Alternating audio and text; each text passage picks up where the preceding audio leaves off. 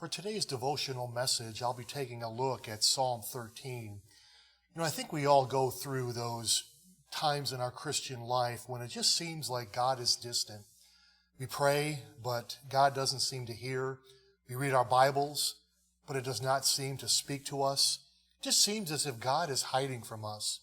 Well, I want you to know that when that happens, you're in good company.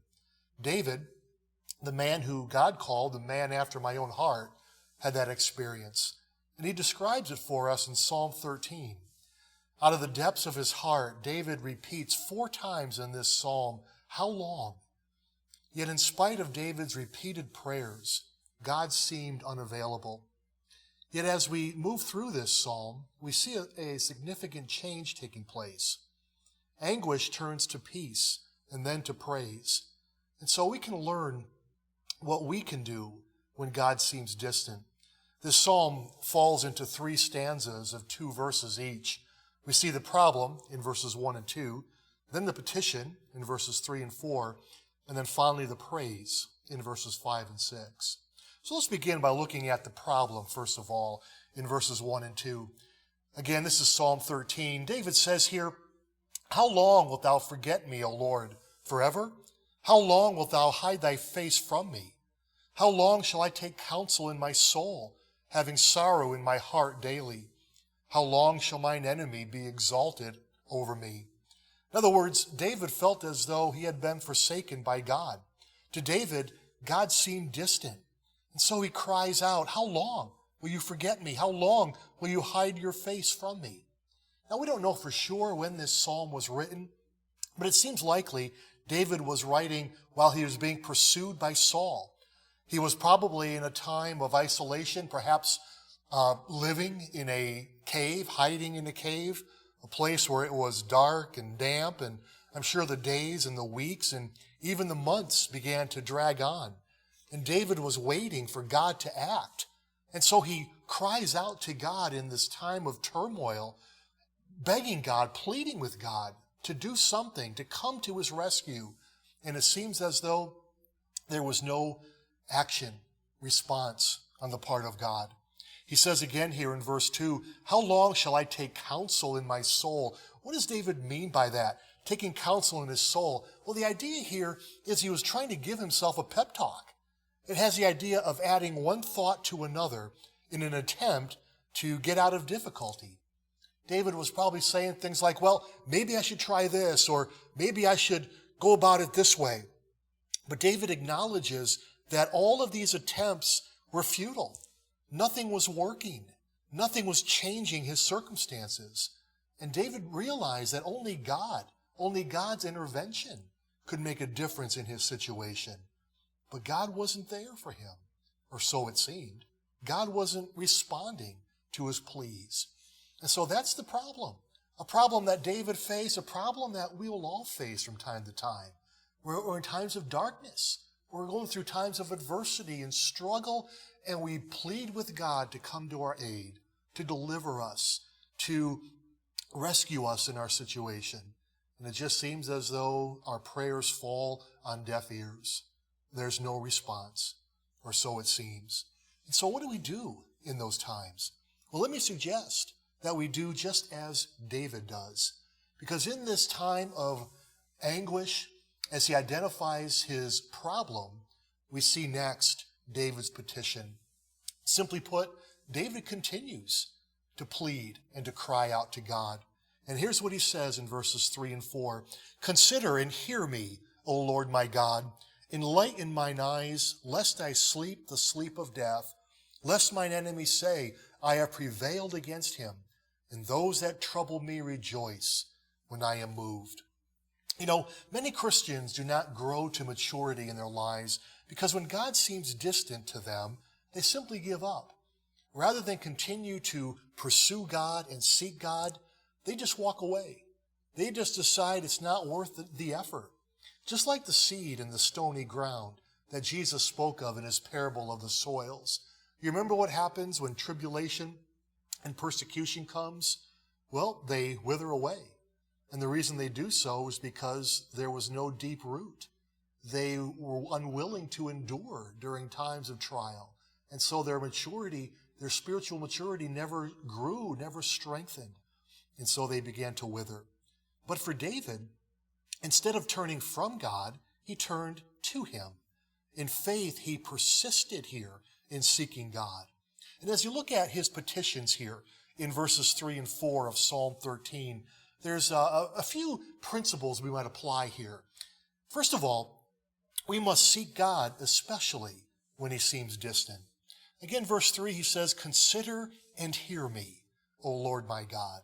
So when David had this sense of God not being present in his situation, that didn't deter him.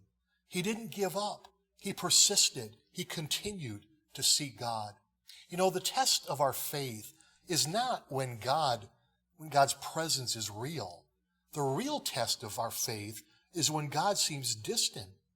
Do we continue to seek God in those periods of time where God just does not seem to be listening to us? We must seek God especially when he seems distant. And that's what David does here. A second principle we learn is that God allows us to come to the end of ourselves so that we must rely on him. We see David expressing that at the end of verse 3, where he says, "Enlighten mine eyes, lest I sleep the sleep of death." For the Hebrews, dim eyes were an expression of physical weakness. It meant that death was approaching, but bright eyes was a sign of life. And when David prays for God to enlighten his eyes, it seems like David literally believed that he was at the point of death.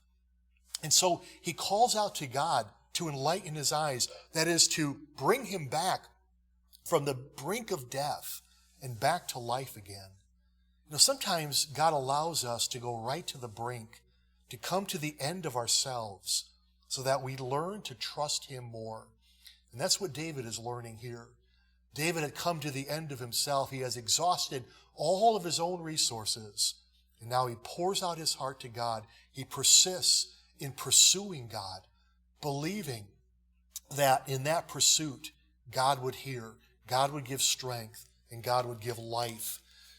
Paul expresses very much the same thing in 2 Corinthians chapter 1 and verses 8 and 9, where he says, "For we would not, brethren, have you ignorant of our trouble, which came to us in Asia, that we were pressed out of measure, above strength, insomuch that we despaired even of life. But we had the sentence of death in ourselves, that we should not trust in ourselves, but in God, which raiseth the dead." So God will bring us to the end of ourselves so that we would learn not to trust in our own resources, not to depend on our abilities, the strength of our flesh, but to depend upon God, to trust in God. God allows us to come to the end of ourselves so that we must rely on him. And then there's a third principle that we learn from David's petitions here, and that is our concern should be for God's glory, not just for our own happiness. Listen again to what David says in verse 4. "Lest mine enemies say, I have prevailed against him, and those that trouble me rejoice when I am moved." You see, David's primary concern here was that his enemies would rejoice. He did not want that to happen. He knew that God's honor was tied up with his own deliverance. And if he was not delivered, then his enemies would win the day. His enemies would rejoice. His enemies would have triumph. And David could not allow that to happen. David was concerned, he was focused on the glory of God, more so even than his own happiness. Now, he wanted deliverance certainly for himself, but more importantly, he wanted God's glory to be made known. And so our asking for God's deliverance in time of crisis ought not to be solely for our own comfort, for our own happiness, but for God's glory to be manifested. Make that your supreme focus, your one and great desire, that if God would deliver you from this trial, God would be glorified in that. And so we see that David's problem led to his petition. And then third, we notice here the praise. In verses 5 and 6, David says, But I have trusted in thy mercy. My heart shall rejoice in thy salvation. I will sing unto the Lord, because he hath dealt bountifully with me. Wow, what a change. We have gone from verse 1, how long will you forget me? How long will you hide your face from me? To now what David says in verses 5 and 6. I've trusted in your mercy. I rejoice to see your salvation. I will sing to the Lord. What made the difference for David? Well, it certainly wasn't the fact that his circumstances had changed, because they hadn't. He was still hiding. He was still in a cave. He was still fleeing a pursuing enemy. So what makes the difference? Well, the difference simply was David's decision to focus on God. He made a deliberate choice. In verse 5 again, he says, but I. And those words are emphatic. And it points to his decision, an act of the will. He chose how he would respond in this time of adversity. He chose that rather than wallow in self-pity, he would focus on God and he would deliberately turn to praise. And then out of that praise, we see a renewed focus on the part of David. My heart shall rejoice in thy salvation. Now salvation hasn't come, or deliverance hasn't yet come, but David believes it is to come. David is putting his trust totally, exclusively in God, and the fact that God is a great deliverer. So in other words, David is looking to the character, to the nature of God. That becomes his focus. Rather than keeping his focus on his problems, his perspective begins to shift, and it looks to God. And he begins to place his trust in God, focusing on God and what he has done, what he will do in the future. He is a God of mercy, David says. That is loyal love. And all that we experience flows out of his loyal love. So David is able to focus on God. He becomes filled with praise as he thinks of the deliverance that God will bring about. When God seems distant, join David in deliberately trusting in God's unfailing love, determined to praise him, knowing that God will not fail. God is our deliverer. He is our rescuer. Focus on him. Keep your perspective upward, knowing that God is a faithful God.